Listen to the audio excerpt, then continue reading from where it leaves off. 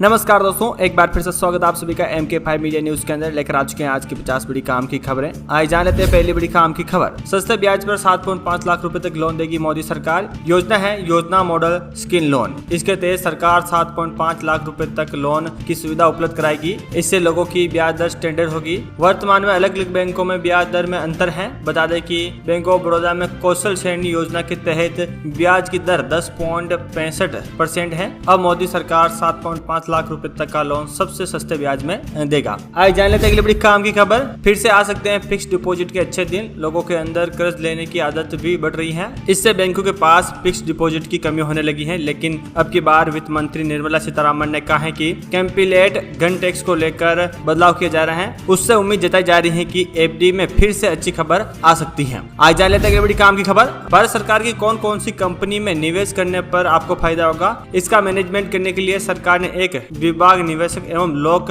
परिसंपत्ति प्रबंधक विभाग DIPAM बनाया है। इस विभाग के सचिव का कहना है कि अब सरकार का लक्ष्य सरकारी कंपनियों को बेचने यानी निवेशक पर नहीं है, तो बल्कि सरकार ने एक नया प्लान शुरू किया जिससे सरकार के साथ साथ आम लोगों को बड़ा फायदा मिलेगा। आज जान लेते हैं बड़ी काम की खबर। सरकार ने कई ऐसे ऐलान किए जिसका सीधा फायदा आम लोगों को मिलने वाला है। ऐसा ही एक ऐलान प्रधानमंत्री आवास योजना से जुड़ा है। इस योजना के तहत 1 करोड़ गरीब परिवारों तथा मध्य वर्गीय परिवारों को आवास आवश्यकता को पूरा करने के लिए केंद्र सहायता घोषणा की है। इसके साथ ही सस्ती ब्याज दरों में लोन उपलब्ध कराने के लिए भी सब्सिडी तैयार करने का प्रस्ताव रखा है। आइए जान लेते हैं अगली बड़ी काम की खबर। जल्दी आपके किचन में भूटान का आलू मिलने वाला है। दरअसल आलू की बढ़ती कीमतों पर काबू पाने के लिए सरकार ने पड़ोसी देश भूटान से आयात बढ़ा सकती है, जिससे आलू की कीमतों में कम से कम कमी आ सके। फिलहाल दिल्ली में आजादपुर मंडी में आलू की कीमत 40 रुपए प्रति किलो के हिसाब से चल रही है। आइए जान लेते हैं अगली बड़ी काम की खबर। भारत अब मोबाइल मैन्युफैक्चरिंग का एक बड़ा ग्लोबल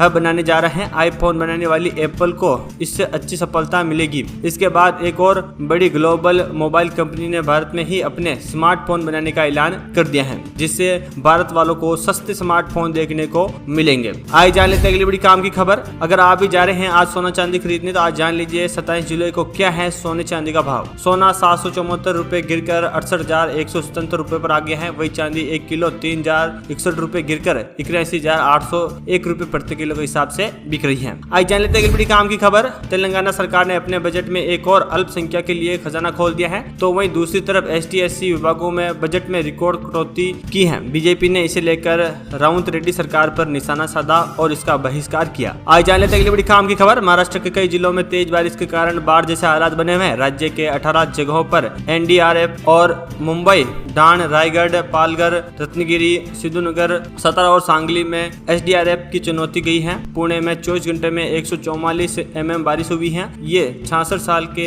रिकॉर्ड स्तर पर बारिश दर्ज की गई है। आज जान लेते हैं बड़ी काम की खबर। जसप्रीत बुमराह ने एक कार्यक्रम में हार्दिक पांड्या के मुंबई इंडियंस के कैप्टन बनने के बाद टीम के माहौल के ऊपर कुछ बात कही है। बुमराह ने बताया कि हार्दिक पांड्या कप्तान बनने के बाद टीम इंडिया कैसा माहौल था। बुमराह ने बताया कि हार्दिक पांड्या कप्तान बनने के बाद मुंबई की पूरी टीम उनके साथ खड़ी थी। हर खिलाड़ी एक दूसरे के साथ था और एक दूसरे की मदद कर रहा था और हार्दिक पांड्या को काफी सपोर्ट मिला। आज जान लेते हैं अगली बड़ी काम की खबर। कारगिल विजय दिवस के 25वें वर्षगांठ पर प्रधानमंत्री नरेंद्र मोदी ने लद्दाख में 1999 की जंग के नायकों को श्रद्धांजलि दी और वहीं कारगिल वॉर मेमोरियल भी गए। करीब 20 मिनट के संबोधन में PM मोदी ने पाकिस्तान, आतंकवाद, जम्मू कश्मीर, लद्दाख, अग्निपथ योजना और विपक्ष की बात कही। आज जान लेते हैं अगली बड़ी काम की खबर। गृह मंत्री अमित शाह के मानहानि केस में राहुल गांधी को सुल्तानपुर की MP MLA कोर्ट में पेश हुए, जहां उन्होंने बयान दर्ज कराया। जज के सामने उन्होंने कहा कि मैं निर्दोष हूं, मेरे खिलाफ राजनीति से साजिश हुई है।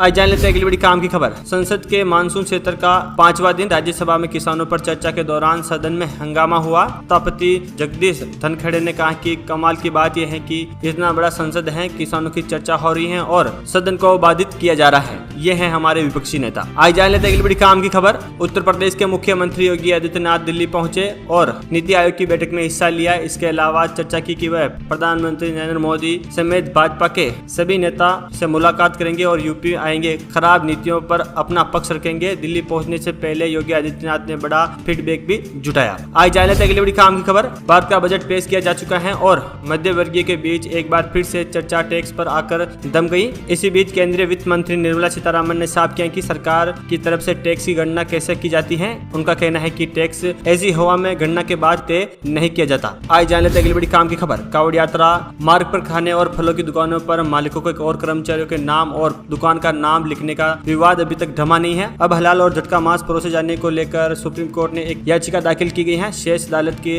दाखिल याचिका में उत्तर प्रदेश, उत्तराखंड और मध्य प्रदेश सरकार को ये आदेश की मांग की गई है। आज जान लेते अगली बड़ी काम की खबर। सलमान खान पर गोली चलाने वाले शूटर को खूब मोटिवेट करके भेजा है। लोअर बिश्नोई के भाई अनमोल बिश्नोई ने सलमान खान के घर गोलीबारी करने से पहले शूटर को खूब मोटिवेट किया गया था। इसके बाद गोलीबारी का आदेश दिया। आज जान लेते अगली बड़ी काम की खबर। कांग्रेस सांसद चरणजीत सिंह ने गुरुवार को लोकसभा में कहा कि पंजाब के एक सांसद पर राष्ट्रीय सुरक्षा कानून लगाकर जेल में बंद कर रखा है। वह सदन की कार्यवाही में हिस्सा नहीं ले पा रहा है और उससे जनता को नुकसान हो रहा है। उन्होंने किसी का नाम नहीं लिया, लेकिन इशारा सीधे तौर पर खालिस्तानी अमृतपाल सिंह के और था। जम्मू कश्मीर की तर्ज पर पश्चिम बंगाल को भी दो हिस्सों में बांटा जा सकता है। बंगाल की राजनीति में तेजी से उभार वाली पार्टी भाजपा के अंदर इसकी आवाज उठ रही है। हालांकि भगवा पार्टी ने अब तक इस व्यक्तिगत राय पर नहीं कहा है, लेकिन इस बात का संकेत जरूर दिया है। आज जान लेते अगली बड़ी काम की खबर। कांग्रेस ने अपने लोकसभा सांसद चरणजीत सिंह चन्नी के उस बयान से खुद को